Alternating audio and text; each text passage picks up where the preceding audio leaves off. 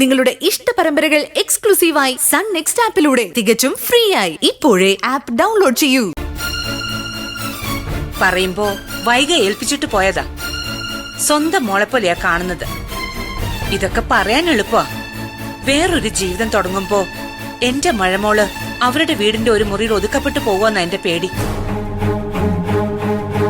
ഒരു കാര്യം നീ മനസ്സിലാക്കണം ശ്രീദേവി, നമുക്കൊരു കുടുംബം എന്ന് പറയുമ്പോ ഇത്രയും പേരുണ്ട്. ഇതിൽ മഴമോളുമായി രക്തബന്ധം ഉണ്ടെന്ന് പറയാൻ ആരൊക്കെയുള്ളത്? ഒന്ന് നീയും പിന്നെ ഞാനും. വേറെ ആരാ ഉള്ളത് പറ? രക്തബന്ധത്തിന്റെ അല്ലല്ലോ മാ, അതിനേക്കാളും വലുത് പരസ്പരമുള്ള സ്നേഹമല്ലേ. സുന്ദരി വേറൊരു കല്യാണം കഴിച്ചു നോക്കട്ടെ. ഈ പറയുന്ന സ്നേഹമൊക്കെ അന്ന് പമ്പ കടക്കും. സുന്ദരി വേറൊരു വിവാഹം കഴിക്കുന്നതിൽ എനിക്കൊരു വിരോധവും ഇല്ല. പക്ഷേ മഴമോൾ അനാഥമായി പോകും, അതിന്റെ ഒരു സങ്കടം അതെനിക്കുണ്ട്. വൈകിക്ക് എന്താ സംഭവിച്ചെന്ന് പോലും അറിയില്ല. പിന്നെ കാർത്തിക്, അവനെ പറഞ്ഞിട്ടും കാര്യമില്ല. കാർത്തിക് ഉണ്ടെങ്കിൽ തന്നെ എന്താ പ്രയോജനം? ഇനിയിപ്പോ നമ്മുടെ മഴമോളെ അവൻ നോക്കുന്നാണോ? അതിന് അവൻ ജീവിച്ചിരിപ്പുണ്ടെന്ന് തന്നെ എന്താ ഉറപ്പ്?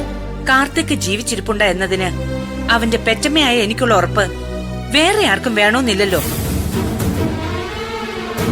ഇത് ഞാൻ വെറും വാക്ക് പറയല്ല മോളെ. കാർത്തിക് ജീവിച്ചിരിപ്പുണ്ട്, എനിക്കറിയാതെ. അമ്മ എന്തൊക്കെയാ പറയുന്നേ? നിന്നോട് മാത്രമേ എനിക്കത് പറയാൻ പറ്റൂ. വേറെ ആരോടും പറഞ്ഞിട്ട് കാര്യമില്ല.